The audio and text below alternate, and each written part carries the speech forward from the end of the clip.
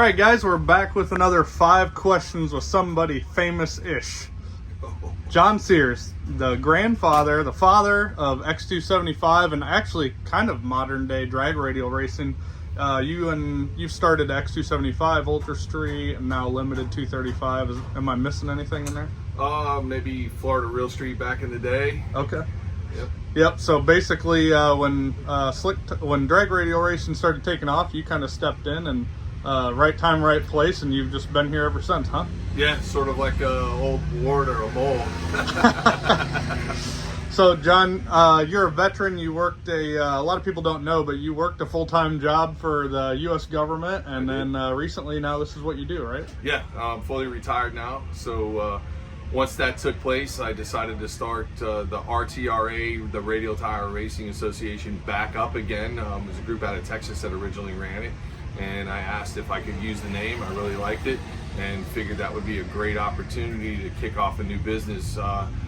We're now going into our 3rd year with the business, so it's been quite successful, and we tech most major events up and down the East Coast. Solid retirement, but I feel like you're working harder than you ever have, right? Yeah, unfortunately, when you look at this schedule, people sort of think you're a little crazy when you look at 33 events throughout the year, and this year I'm gonna probably wear the armbands for each one of the events, and we'll see if we can get up to my forearm on that stuff, but we'll see what happens. You have a heck of a reverse farmer's tan, but let's jump right into the 5 questions. All right, so first question is one I think a lot of people may be wondering. Tell us about the origins of X275. How did it start, and where was it started at? Well, it was started at a Pizza Hut years ago. I was going to say probably 2007, 2008 timeframe when I moved to the Virginia, Maryland area, and got involved with quarter-mile drag radial racing up at Budds Creek with Jason Miller and Royce Miller and those guys there. Knowing that I ran a nitrous small block car at the time, and still do, we were in a deficit as far as quarter miles concerned when you're running big blocks with twins and things of that nature there. So tried to bring some of my 8th mile routes from Florida up there, which they said would never work. And then we got together with Jason Miller, showed him some video footage we put together with my son Matt, and updated his Real Street program, and got some more exposure for it. And at the end of the meeting, he thanked me, I thanked him, and we walked out, and he goes, "Oh, by the way, what do you got going on with this 8th mile 275 thing?" And that was sort of the intro for that. We worked with the Outlaw Small Block Association down in Virginia, had a couple events at Virginia Motorsports Park, and also at Budds Creek.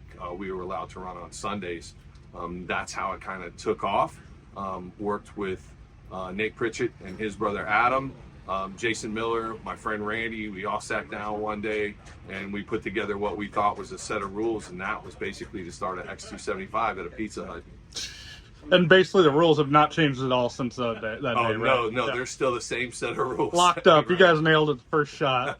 What were the cars running back then? Actually, Randy was the record holder after the first year in 2008 with a 531. 531. X275 ran 531 in 2008-ish time frame. That puts a lot of things into perspective. Put a lot of things in perspective. You can't slow down people when they want to go fast. Yeah. All right, so that kind of leads us into our next question. You know, your class continues to be super tight, and from the outside looking in, I don't race X275. I used to race Ultra Street for a few races. But at the end of the day, I feel like a lot of these races are won on a tree and by circumstance, and not to mention, it's very tight racing. One person might have a leg up because you have a lot of smart guys who are very motivated working. How do you deal with all of the complaining about the rules? Because I watch you get wrung out, especially halfway through the season, and I think, man, poor John, how does he keep motivated on this deal? That's a really good question. I think it's just my passion for drag racing in general and wanting to see things through, and just a unbridled determination and hard-headedness some days that what I'm doing matters and what we're bringing to the table with X275 matters. The industry, I believe, has benefited greatly from the tight rules and the limited power adders and different manufacturing processes that we've allowed or not allowed within there. So the tolerances are a whole lot tighter. So it's made people think outside the box, and it's made everybody look at all the incrementals, not just the back split, not just the 60 foot, but the entire process of running a car in X275 takes a good 60 foot. It takes a stellar 60 to 330, and then you must have a back split that matters. Some people say back split matters. It absolutely does, but if you don't have the 60 and 330 to go with it, it's really not going to benefit you in the end. Yeah, I mean, this leads me to my next question. There's no doubt that technology and everything has come around, because the rules used to be looser than they are now. And Absolutely. now you have guys running teams. I mean, you went from 530s to 4 teams. Did you ever expect it would get this far? And like, I've watched you clamp down on rules. It's like, there's no way Kenny Hubbard you take this big blower away. There's no way you can go teams. Well, there he is. Right, there he is. And that just shows that there's a level of determination out there by these racers. They're going to find a way to make it work. They're going to find a way to make the car work down low. They're going to find a way to couple the converter properly from the 60 to the 330 to allow that car to accelerate in the middle of the track, and then of course out back. We all know that you can't slow technology down. My job is to just sort of control the chaos. Nobody wants to see index racing, but we also can't have it just like the Wild West in the OK Corral, where guys are just running O's and 90s at will in X275 trim. It's just not good for the class. Yeah. The cream rises to the top, but you know, you have to do what you can. But did you expect it would ever get to 4 teams? No, because at the time, you know, you were looking at radial tire cars in the outlaw radial world, particularly David Wolf, who went 449 and set the world on fire at that point. And we're talking about a twin turbo big block car at 3,200, 3,300 pounds. Who knew that now we have Ultra Street cars dipping into the 440s with far less horsepower, roughly the same weight. If you look at, let's say, Kyla Hubbard's car, she's 3,200 pounds. She has an F1A94 on her car. It's a small block in there.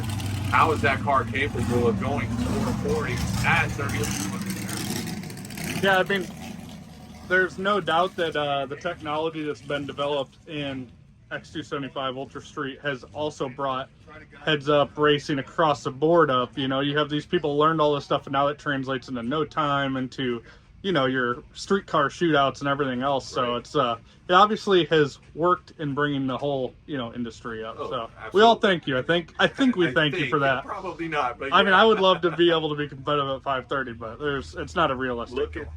Look at what some of the X275 guys, like Tim Dutton, he used to run X275. You've got Rob Goss that used to run X275. Those guys have moved up to LDR Pro 275, and they are not at the back of the pack. They are at or near the front of the pack, and it just shows that X275 is a great stepping stone for some of these guys to move on, and the work ethic that they learn and the efficiency of their program is translated into really good LDR and Pro 275 programs. Definitely. All right, this might be this is more of a lighthearted question, because I don't want to rile your feelings up too much, because I know you get drilled. I don't have feelings. All right, yeah, you don't have a soul that left the building.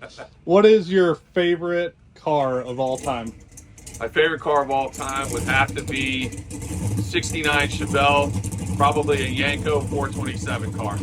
Yeah, I think that's a fair answer. Yep. So, I think we may have already covered it, but what would you say is the most challenging part about what you do with X270? Well, with class racing in general. Class racing in general, not stymieing people's ability to move forward with their program while leaving the back of the pack behind. I think that's the biggest thing. There's that rubber band effect, right? These guys move up and they start going really fast. Well, it takes a little bit of time for the back of the pack to catch up. People learn as they go. Some people have an opportunity to test more than others, so those guys are going to continue to move forward. It's my job to continue bringing everybody together as a group. I know it sounds very democratic, which is not really my bag. But in order to keep class racing alive, you have to keep the group as a whole together. Sure. Racing. Well, I respect that.